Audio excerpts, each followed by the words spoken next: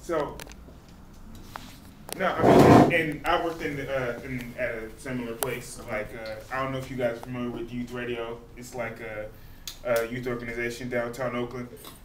But what I tried to address in my essay is that there should be radio stations that play one kind of music. But I think, unfortunately, we have so many radio stations playing the same thing and leaving, you know, one or two or a handful of radio stations to make up for the diversity that all the other ones are lacking. I think it isn't really fair. I understand what you're saying.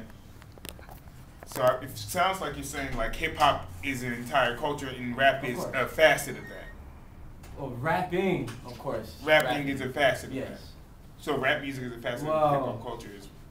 Rapping, of course, is what the MCs do. Mm-hmm. Now, rap music is a commercialized and watered down form of hip hop. You understand what I'm saying? Well, I mean, rapping, you can be hip hop and rap, but you can't rap and be hip hop. I'm not sure about that. I'm not completely sure about that. I'm not going to completely take over because I want everybody else to get involved with this conversation. But the only point I would, because I have this conversation with a lot of people at shows, and I think like it's important for us to create parallels between art forms and like film. Like I love movies, you know, and I love Inception. Inception is an incredibly dope movie. I also love pornography. Those are both films. Yeah.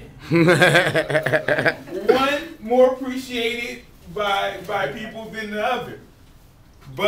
And I feel that's the same thing in music. And when you come down to talking about hip hop music, like Lil Wayne, lyrically a different style than A Tribe Called Quest or a different style than De La Soul. Yeah.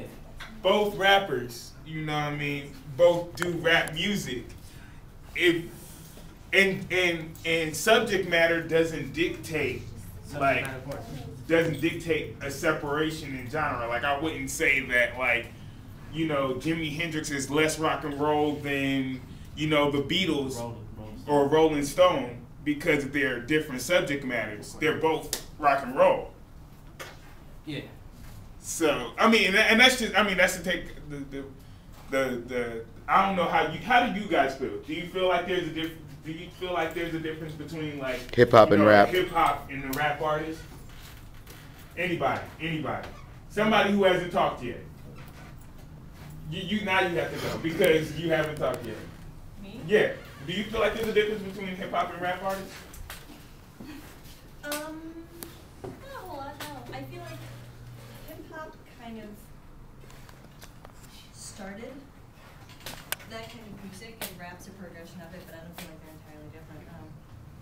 I mean, when I think about hip hop music, I do always go back to De La Soul, Tribe Called Quest, and Public Enemy, and I think it's different than what's playing now. But no, I don't really feel like they're two completely separate entities. Not at all. Okay. What about somebody else? Who feels like it is? Who feels like there's a difference? Who agrees with me? I agree with him. Me personally, I think hip hop is the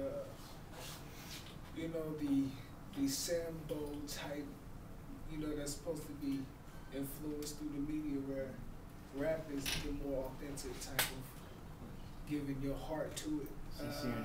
It's a certain genre. You have you wouldn't consider a Soulja Boy a rapper. He's more of the type of hip hop instrument. Rather someone like a Notorious Big, that's not the Sambo, that's the rapper. So. All right, she was dying over here. Sorry. She has an idea. I just think it's a different level of consciousness. Like hip hop, I think they're more down to earth and they recognize what's going on. Like a lot of Erykah Badu stuff, De La Soul, Immortal Technique talks about real shit. And like with rap, it's just like everyday life. They're just playing around, gangster money, and all that stuff. And Soulja Boy would not be considered hip hop at all.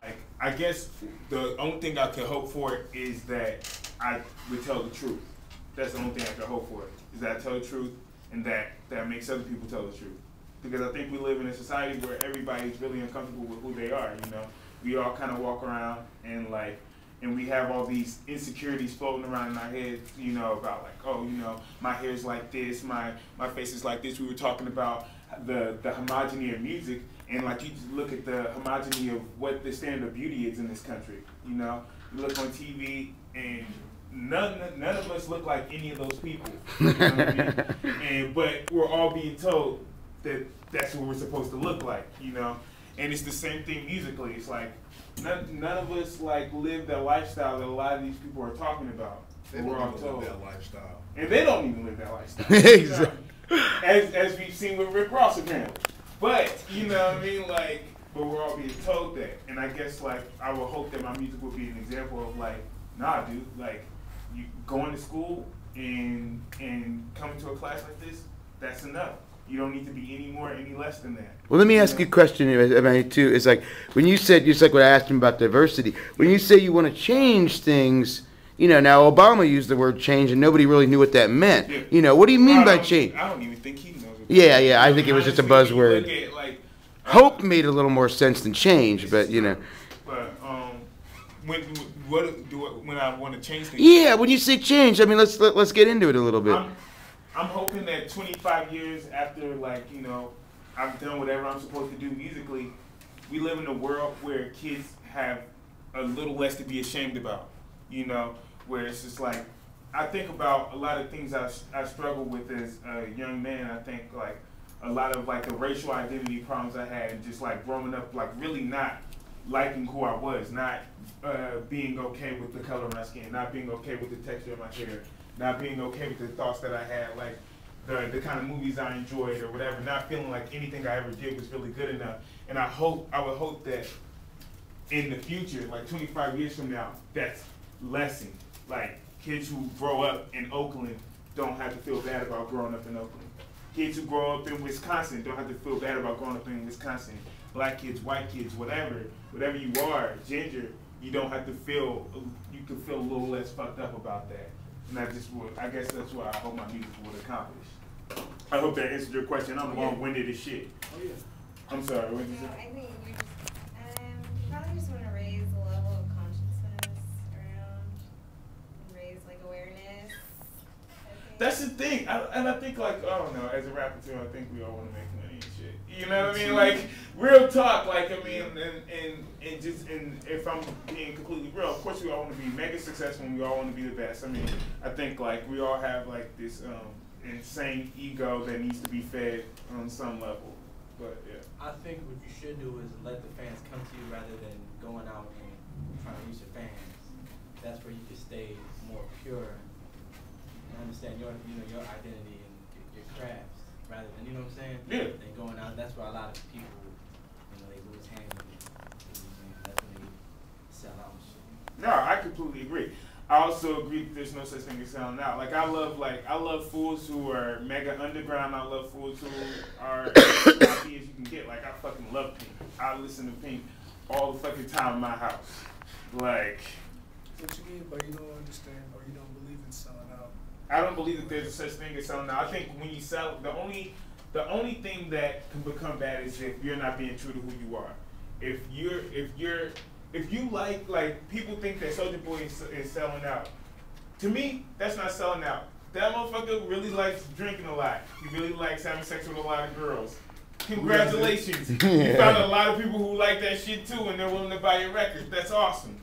But you know, it would be selling out to me if he really didn't love those things, if he that really was writing about that. I think a lot of conscious artists sell out because they don't really give a shit about their community and shit, but they sit here and like, you know, talk big shit on records like, oh, the black woman, and it's like, oh, fuck. But you do believe in selling out. Yeah. Well, I guess I do. Congratulations. I just learned something. All right. Did not know that about myself. Appreciate that.